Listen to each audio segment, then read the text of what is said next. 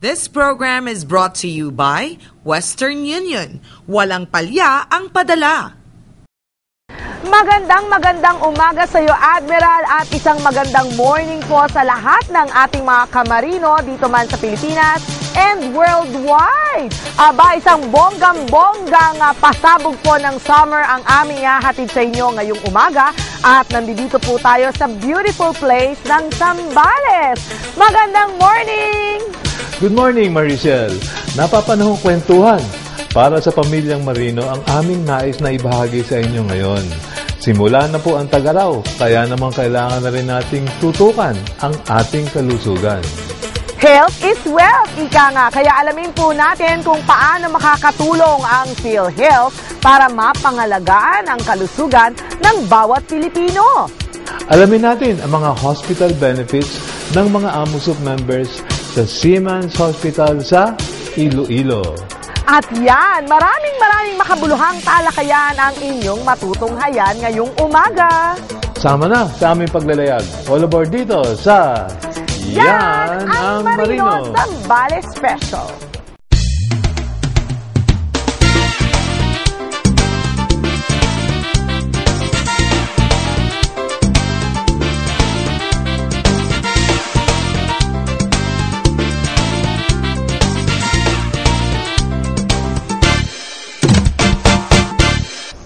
PhilHealth continues to think of ways to protect the welfare of its members. This year, the state health insurer is targeting to cover at least 9,000 beneficiaries under its expanded program for major illnesses. Halina, alamin natin ang programang ito mula sa PhilHealth. Bukod sa espesyal ang taong ito para sa Philippine Health Insurance or PhilHealth, dahil nagse-celebrate sila ng ika-18 taon sa serbisyo, espesyal rin ang taong ito para sa kanilang mga miyembro dahil... Una ay ito nga inilunsad natin yung pagpapalapad ng ating benepisyo. Ito yung tinatawag nating PhilHealth Benefit Z na kung saan dinagdagan natin yung 4 na malalalang sakit na mahaba at mahal ang gamutan. Sa mga bata, inuuna natin, ito yung mga sakit sa puso, ito yung may butas sa puso at paninikip ng puso ng mga bata, blue babies. Tapos pangalawa, ang heart bypass operation. At ang pangatlo ay na maganda para sa mga kababaihan ay itong cervical cancer, early stage at saka late stage. Noong February 14 ay sinimulan ng maimplementa ang bagong PhilHealth Benefit Z. Hindi lang ang mga benepisyo ang nadagdagan, kundi mga miyembro din. The PhilHealth DOH Run for a Cause was a great success. 18 sites, 18 plus sites, at dito ay dumalo ng humigit kumulang na 90,000 plus runners. Yung proceeds ay ibibigay natin sa ating mga mother and child protection na institusyon kagaya ng Philippine Children's Medical Center at ang ating Josefa Bella Memorial Hospital. And of course, ang ating mga kasambahay, protektado na. Lahat ng sumasahod ng more than 5,000 ay sasagutin ng amo. May hati pagka more than 5,000. May hati yung employer at saka yung kasambahay. Pero pag mababa sa 5,000 ay sasarilinin na babayaran ng kanyang amo yung PhilHealth contribution. Na ito ay mura lang naman. Ito ay nagkakalaga ng 150 kada buwan or 450 per quarter. Hindi lamang sila ang makakatanggap ng benepisyo, kundi ang kanilang pamilya. Para naman sa ating mga marino. At sa mga marino na kasama dito sa employed sector, pag nandoon sila sa salary na bracket na 7,000 pababa, meron silang adjustment na konti. Ito ay nadagdagan ng mula 12.50 hanggang 37.50 centavos ang kanilang idinagdag kada buwan bilang employee, at saka another 12.50 to 37.50 naman yung taas ng kanilang premium kada buwan para doon sa mga amo or mga employer nila. Ang may papayo ko lang dito sa ating mga seaman o seamen na bumabalik sa ating bansa, syempre meron silang lag time na nakabakasyon tapos hindi sila sumusweldo, ay dapat ipagpatuloy nila yung PhilHealth nila pagka sila ay dumaong o umuwi sa Pilipinas at babayaran lamang nila yung puwang. Ibig sabihin, January, February, nakasakay sila, March, hindi sila nakasakay. Yung March, babayaran nila doon sa individually paying program premium na ito ay mura naman, 150 kada buwan. Aba, ang daming good news! Narito na naman ang dapat nating abangan ngayong taon. Yung no balance billing na polisiya, at ito ay pinangako ng ating Pangulo ng Pilipinas sa kanyang SONA noong July last year.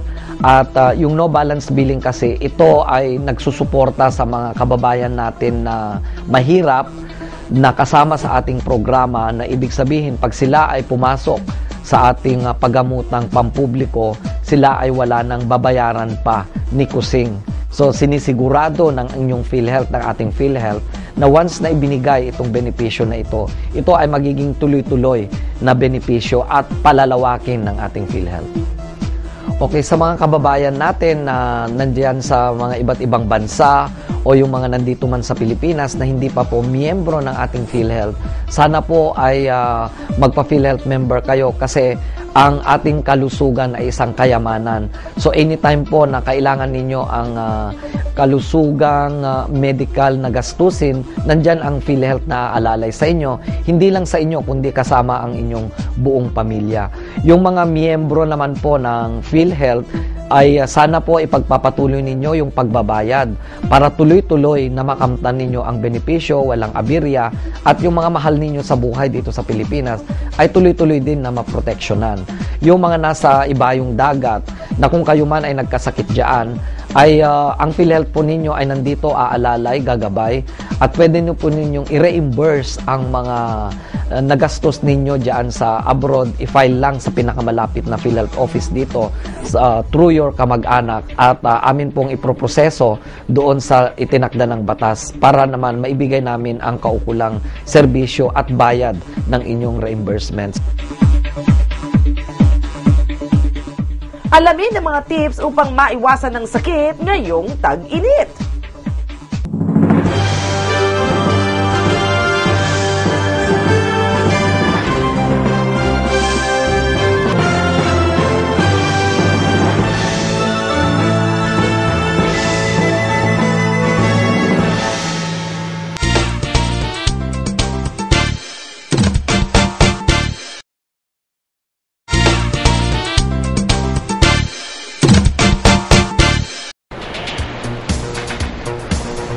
Seafarers are obliged to undergo medical examinations before every voyage or contract. Kaya naman kinakailangan na tutukan ng mga marino ang kanilang kalusugan. Samahan niyo po kami at alamin natin mula sa Amosup Seamen's Hospital ang ilang mga sakit na laganap sa mga Pilipinong magdaragat. At paano nga ba may iwasan ito?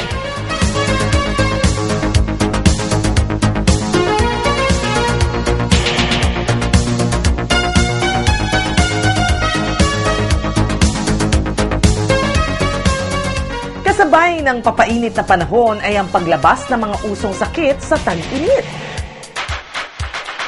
Kaya naman inalam namin mula kay Dr. Elmer Alisangco ng Family Medicine Department ng Amosup Seamen's Hospital kung ano-ano ba ang nauusong sakit sa panahon ng tag-araw at kung paano ito maiiwasan.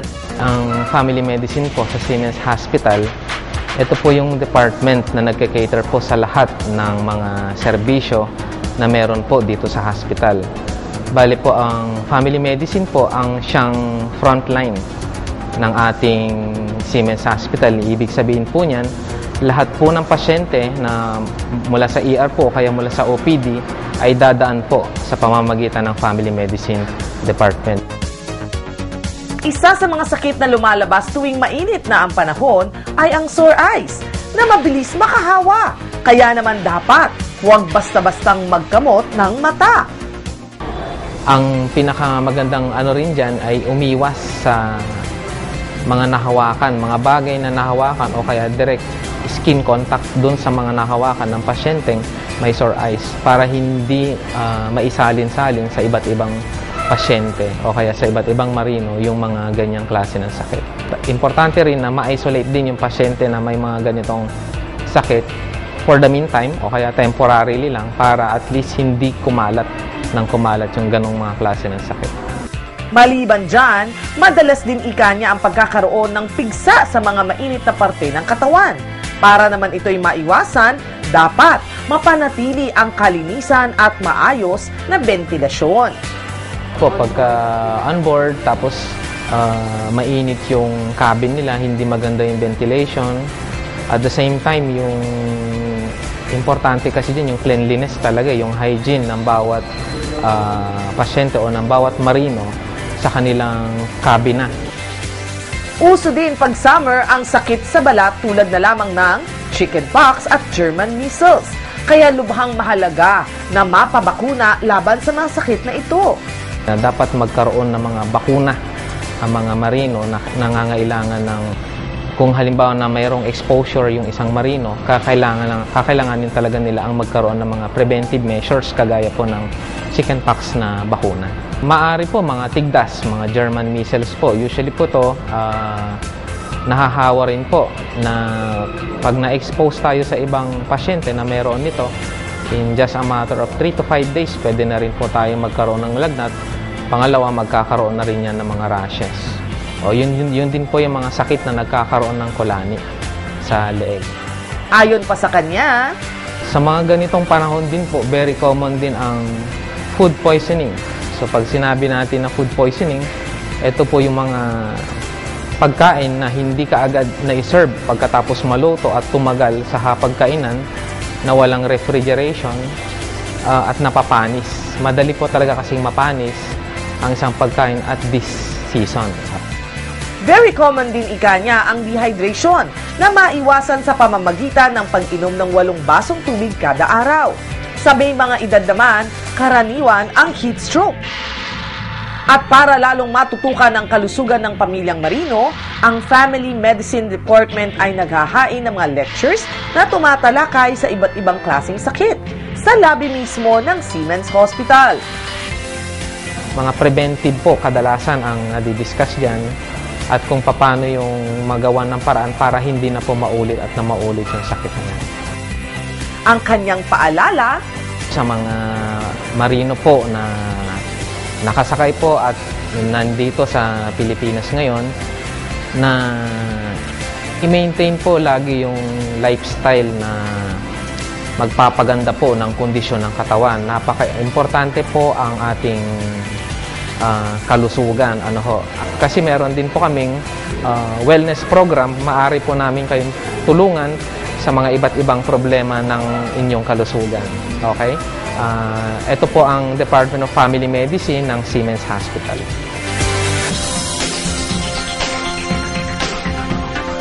The 12 fortunate scholars will serve as pilot students for grades 11 and 12 maritime studies in, wow, Korea!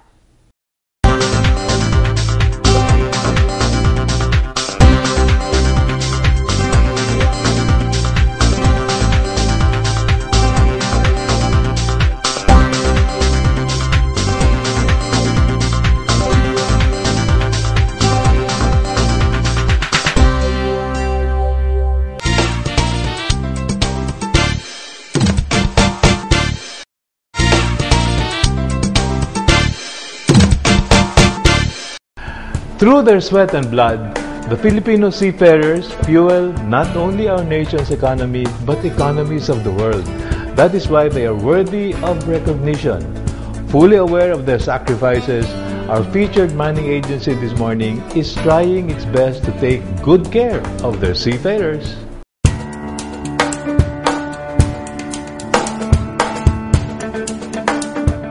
The signing of a Memorandum of Agreement between the Maritime Academy of Asia and the Pacific, or MAAP, and Incheon International Maritime School is historically significant not only for the K-12 flagship educational reform program in the country, but also for the maritime education and training.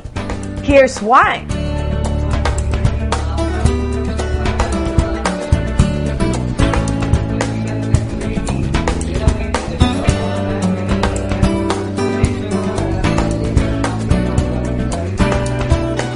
Recently, the Maritime Academy of Asia and the Pacific signed a Memorandum of Agreement with Incheon National Maritime High School, which will sponsor 12 Filipino MAAP scholars.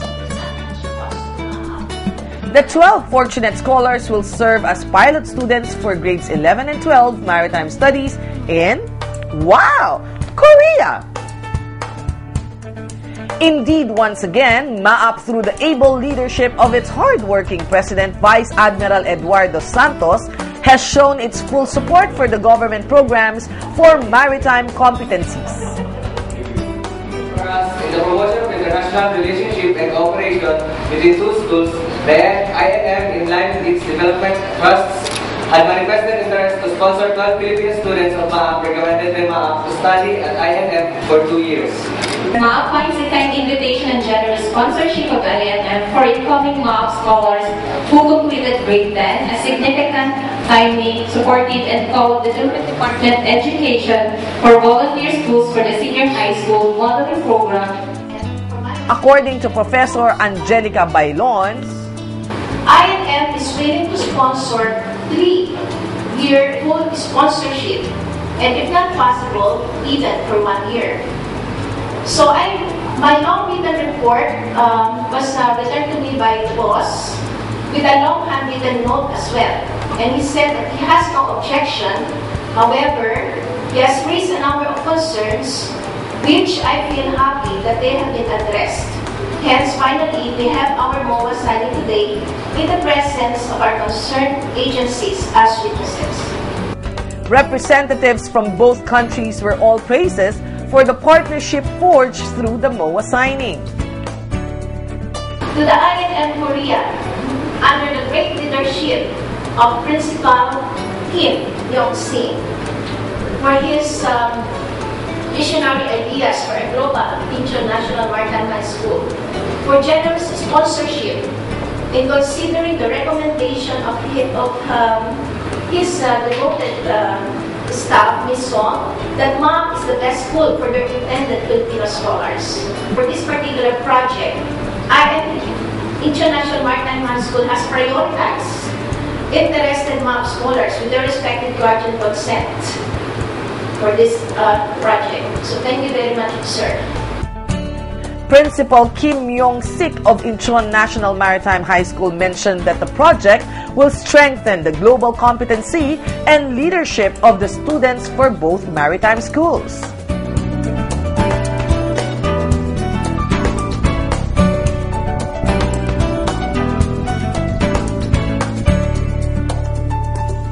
As for the lucky Filipino MAAP maritime students, Principal Kim promised to do their best to make them feel at home.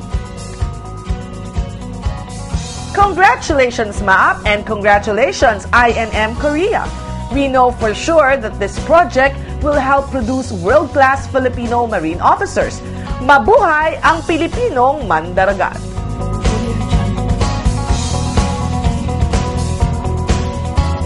Lahat tayo may stem cells. Tulog lang sila. So, inactivate natin yon para pag binalik natin sa yung stem cell, buhay na buhay yung stem cells.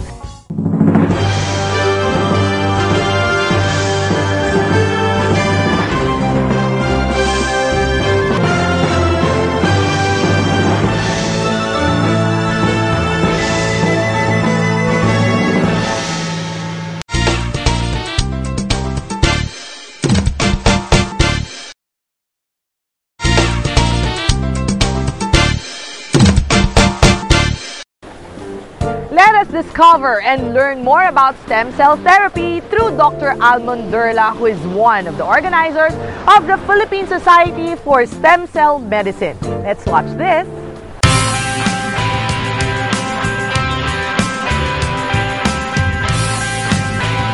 Isa sa pinag-uusapang medical procedure ngayon ay ang stem cell therapy.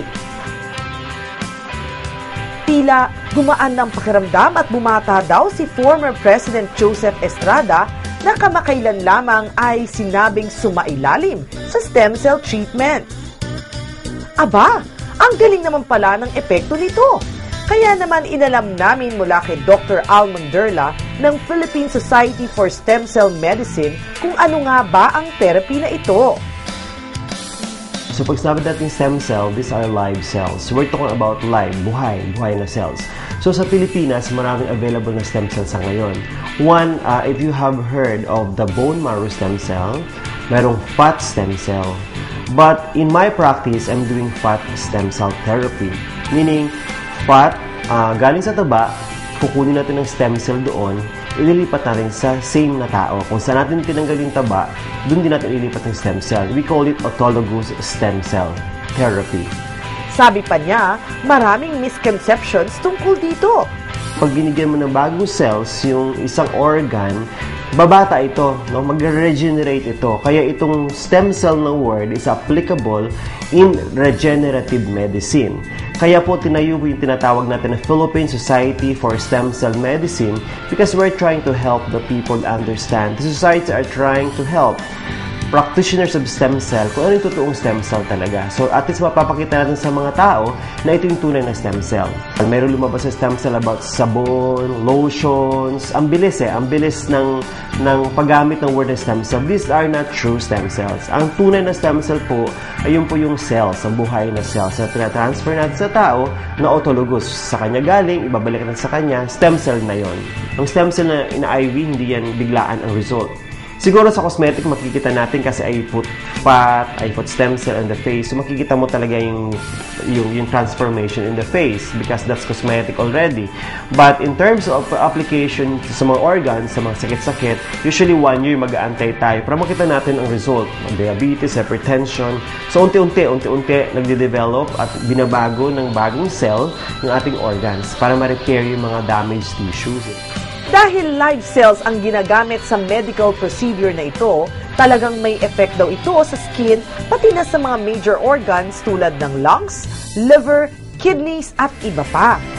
One, ang stem cell medicine or stem cell therapy is indicated for regenerative treatment. Ibig sabihin, lahat ng sakit na katandaan ay kaya niyang i-treat. No? These are not actually specific treatments. These are promises of the stem cells. Yung mga nauna nag-stem cell using autologous fat stem cell. So, indicated po siya. Pag meron ka hypertension, diabetes, lahat po ng degenerative disorders, sakit, gawa ng katandaan, ay kanyang mabibigyan ng lunas. Lahat tayo may stem cells. Tulog lang sila. So, inactivate natin yon para pag binalik natin sa yung stem cell, buhay na buhay yung stem cells. Ayon pa sa kanya, ang stem cell ay ibinibigay via IV transfusion. Ibig sabihin, sa dextrose lamang pinapadaan, sa ugat pinapadaan. So, lahat ng madadaanan na may ugat, hanggat may ugat, sa katawan natin pupunta po siya doon. So, in effect, kung binibigyan mo ng bagong cell, yung isang tao, babata siya, lahat ng organs. Before, we are doing fat transfer. Fat graft, big sabihin, kukuha tayo ng taba sa isang tao, through liposuction, tapos yung taba na itatransfer natin sa areas sa mukha lalo pag kailangan natin ng mga fillers. Kaso lang, difference lang before, so yung ginagawa namin, this time, may kasama siyang stem cell. So when you have stem cell in the fat na ita-transfer sa isang area, 90% of it mag-retain. Ibig sabihin, pag sinamahan mo siya, pag nilagay mo siya, i-expect mo ganun pa rin. Kasi before, without stem cell, kahit ilagay mo yung fat doon sa area na yun, magsasubside yun. Babagsak siya ulit na parang walang nangyari. tinanong din namin si Dr. Derla kung ligtas ba ang prosesong ito at ang kanyang sagot. Lahat yan sterile. So very safe, lahat from the process of collection to the process of processing to the infusion against the stem, so those are very safe. In effect, efficacy, we cannot question it kasi a lot of people has been doing some testimonials already about stem cells, even abroad. Luckily for us Filipinos, nagkaroon ng technology sa Pilipinas, kaya nag-in siya ulit.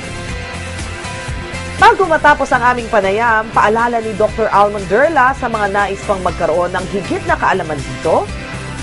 Kung gusto niyo po malaman more about stem cell therapy, you can open our website at www.laestetica.com.ph, or you can call our telephone number at 332-8604. Gusto ko lang po maliwanag yung stem cell para sa inyo. So, please, kung ano po mga doubts about stem cell, you can ask me directly. You can call us the clinic directly. Our center is here, located dito po, La Estetica Stem Cell Center.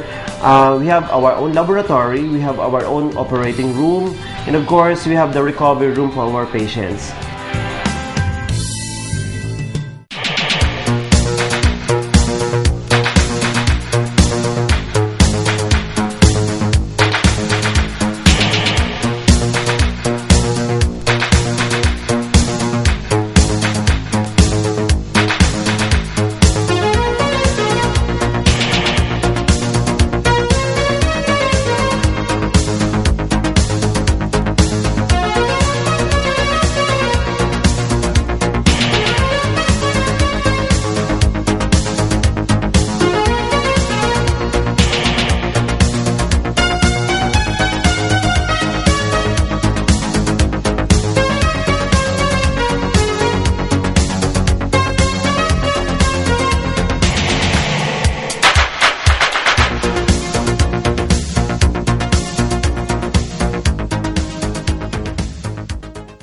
Marichelia would like to thank Dr. Almon Derla of La Estetica, Tomas Morato Branch, with hotline 332-8604.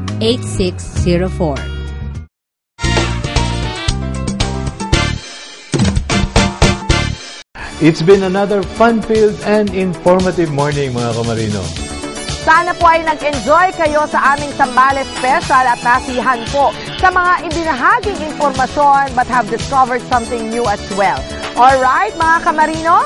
Samahan niyo po kaming muli sa susunod na Sabado ng umaga mula 11 to 11:30 dito pa rin po sa Telebisyon ng Bayan, PTV4.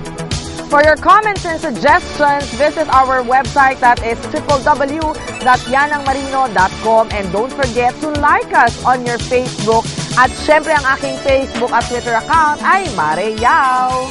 At para sa may mga internet access, mapapanood din po kami through live streaming. Maiksi na po ito ha. Just type www.ptv.ph. Stay healthy, enjoy the summer mga kamarino, but for now, anchors away! Bye! Bye! This program is brought to you by Western Union. Walang palya ang padala.